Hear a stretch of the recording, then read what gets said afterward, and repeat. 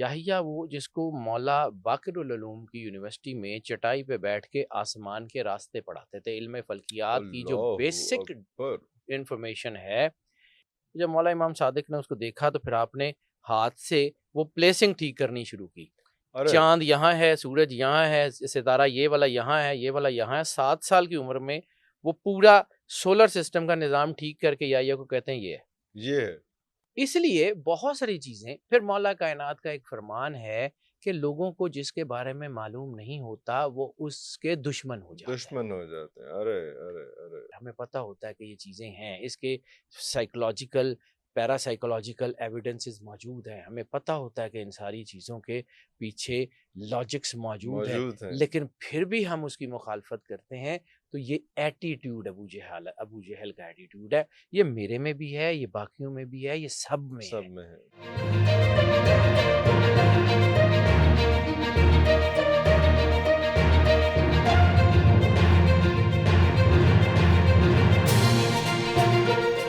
آج ہم آپ کے ساتھ ایک عجیب سی بات کرنے والے ہیں، عجیب سا کام کرنے والے ہیں. یہ سر پتھروں کی کہانی ہم نے لاسٹ ٹائم ہجر اسود کا کیا اور بہت اس پہ بڑا اچھا امپیکٹ آیا.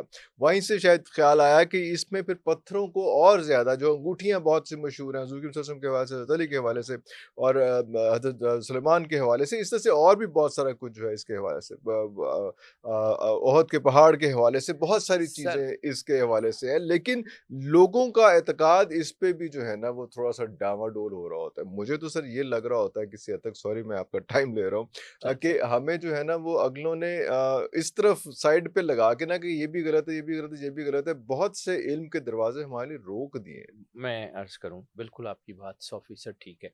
جب قرآن پاک میں یہ آیت آئی کہ اللہ نے فرمایا کہ ہم نے پیدا کی 7 آسمان اور 7 زمینیں انہی کے جیسی انہی کے اور جیسے. جن پہ اللہ کا فضل پہم نازل ہوتا ہے. اللہ اکبر. جب اس آیت کی تفسیر سرور انبیاء صلی اللہ علیہ وآلہ وسلم سے لوگوں نے پوچھی، آپ نے خاموشی اختیار کی.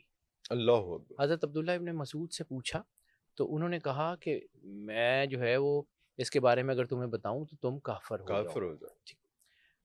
کچھ عرصے کے بعد، یعنی چند جنریشن کے بعد، مولا امام صادق علیہ السلام سے یہ سوال پوچھا، اور پوچھنے والا یحییٰ وہ جس کو مولا باقر العلوم کی یونیورسٹی میں چٹائی پہ بیٹھ کے آسمان کے راستے پڑھاتے تھے. علم فلکیات کی جو اللہ بیسک اکبر. انفارمیشن ہے، یعنی یحییٰ وہ شخص ہے، آپ سمجھیے، یحییٰ وہ شخص ہے کہ جو مولا باقر علیہ السلام کا صحابی ہے اور مولا باقر علیہ السلام سے ملنے آتا ہے. مولا باقر علیہ السلام کے پاس وہ آیا تو اس نے جو ہے وہ کہیں دور دراز کے سفر کرتا تھا، تاجر تھا.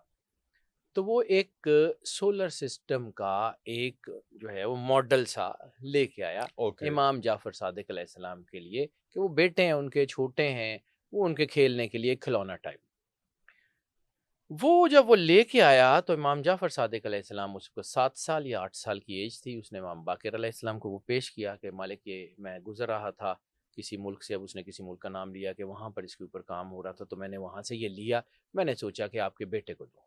جب مولا امام صادق نے اس کو دیکھا تو پھر آپ نے ہاتھ سے وہ پلیسنگ ٹھیک کرنی شروع کی. ارے چاند یہاں ہے، سورج یہاں ہے، ستارہ یہ والا یہاں ہے، یہ والا یہاں ہے. 7 سال کی عمر میں وہ پورا سولر سسٹم کا نظام ٹھیک کر کے یحییٰ کو کہتے ہیں یہ ہے. یہ ہے. اب اس کے بعد وقت گزر گیا، مولا باقر علیہ السلام کی شہادت ہو گئی. مولا صادق علیہ السلام اسی باقر العلوم کے جو ہے وہ ممبر کے اوپر تشریف فرما ہوئے. تو وہ یحییٰ دوبارہ آیا.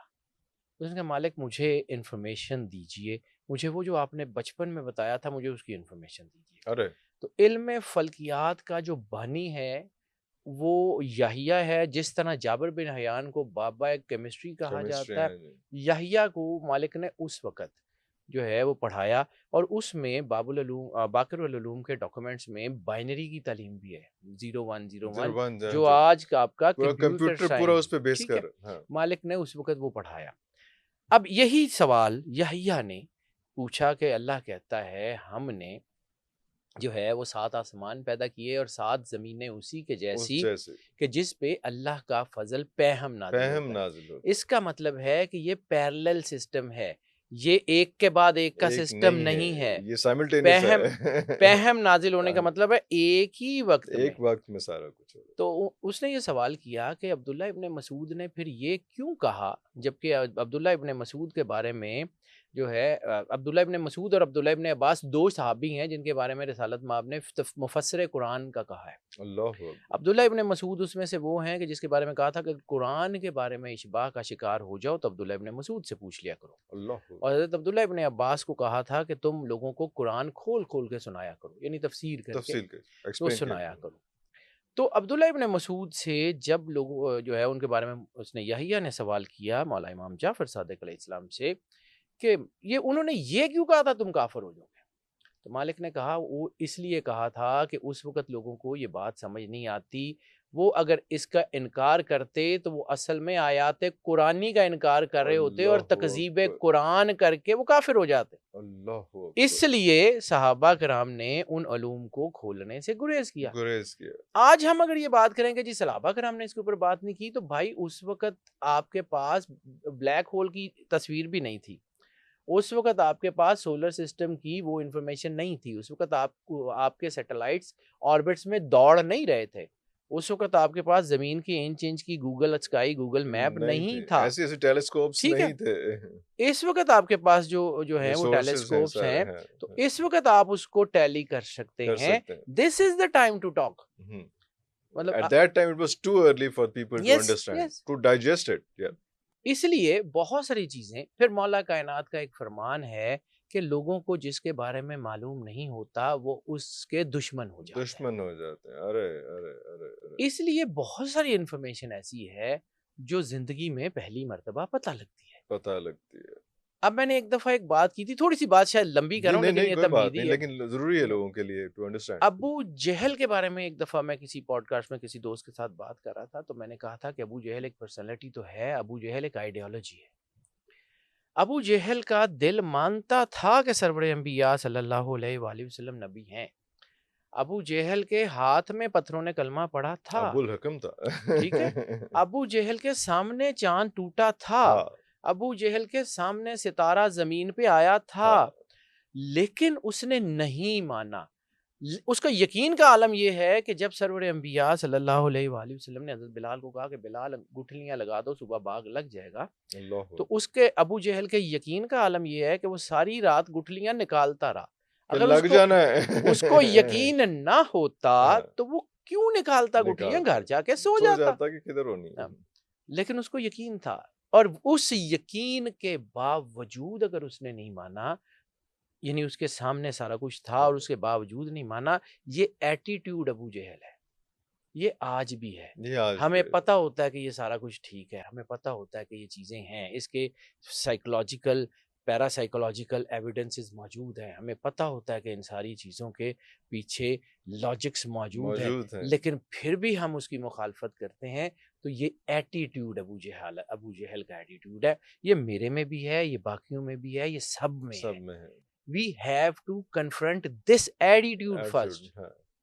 جب تک ہم اپنے دروازے نہیں کھولیں گے اندر کے، جہاں پہ قرآن پاک کہتا ہے الم نشرح لک صدرک، کیا ہم نے آپ کے سینہ کھول نہیں دیا؟ اس کا مطلب سینہ چاک کرنا تھوڑی ہے، کوئی اوپن ہارٹ سرجری تھوڑی ہے. اس کا مطلب ہے کہ to open the gates of wisdom, to open the gates of آپ سمجھ لیں گے ایکسیپٹنس بہت ضروری ہے. جب آپ چیزوں کو ایکسیپٹ کریں گے تو راستہ ملے گا نا. توبہ بھی اس وقت ہوگی جب آپ اپنے گناہ کو ایکسیپٹ کر لیں گے، مان لیں گے کہ ہاں جی غلطی ہو گئی. ٹھیک ہے. ربنا ظلمنا انفسنا وان لم تغفر لنا وترحمنا لنکونن من الخاسرین. پھر وہ جو ہے وہ آیت کریمہ لا الہ الا انت سبحانک انی کنت من الظالمین. سب سے پہلے ایکسیپٹنس.